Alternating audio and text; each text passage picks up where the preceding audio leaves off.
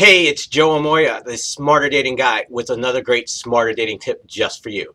Today we're going to talk about opposites. It's the age-old question, do opposites attract? Well, I think what we need to explore today is what we're really talking about. Because what specifically are we talking about where we're opposite?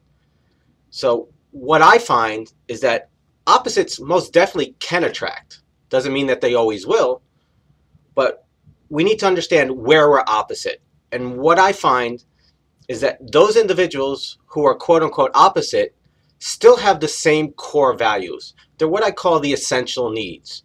There are things that you absolutely positively must have in order for you to be happy and fulfilled in a relationship.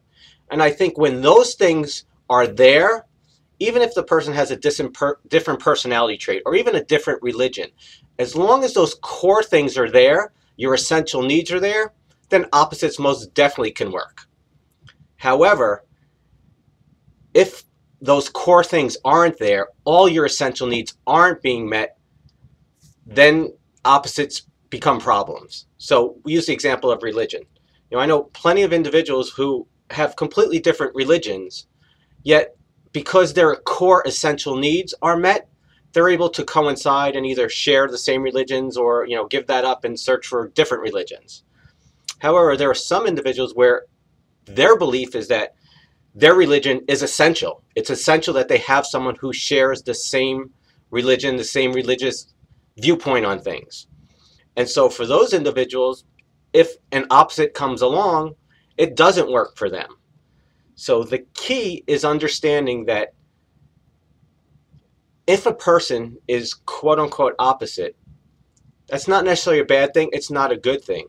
What's vital to explore is, do they have all those things that are really important to you? And I'll give you a quick short story. I have a good friend of mine, and if you've ever seen King of Queens and you've seen the actress Leah Remini, she's just like that. This real, New Jersey, big hair, loud mouth, gum chewing Italian woman. She's got a heart of gold, just a great, great soul. But she's just kind of direct in your face. She's going to say it like it is. And so a lot of guys had problems with that. And growing up, she would date, guys who were typical to that type of woman. The meatheads, what we call the Guidos. And it just never worked for her. And she wound up meeting a guy who, and the problem for this is, for her, was a lot of these guys tried to control her, couldn't accept her for who she was. And she wound up meeting this guy who was like this Irish, completely white, couldn't go in the sun, short guy, no muscles, but he was just a great guy, and he loved and accepted her for who she was. Okay, they were complete opposites, but what they had in common were those important intrinsic things. They both came from good families. Both were good people. Both were loving people. They respected each other. He respected her. He didn't try and make her into something she wasn't. She didn't try to make him into something he wasn't. And so for them, they were completely opposites, but it worked because their essential needs, their core values were being met. So as you go forward, as you date, we all tend to have types. What I suggest is get rid of your types and just focus on those important things.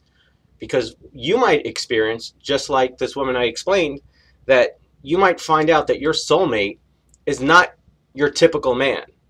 And he's not your typical man because on the exterior he might not look like that. But on the interior, he's exactly what you're looking for.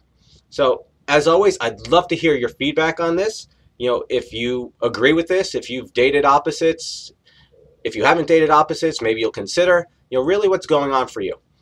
And as always, it's a complete honor and privilege to be here with you this week. I'll see you next time. God bless.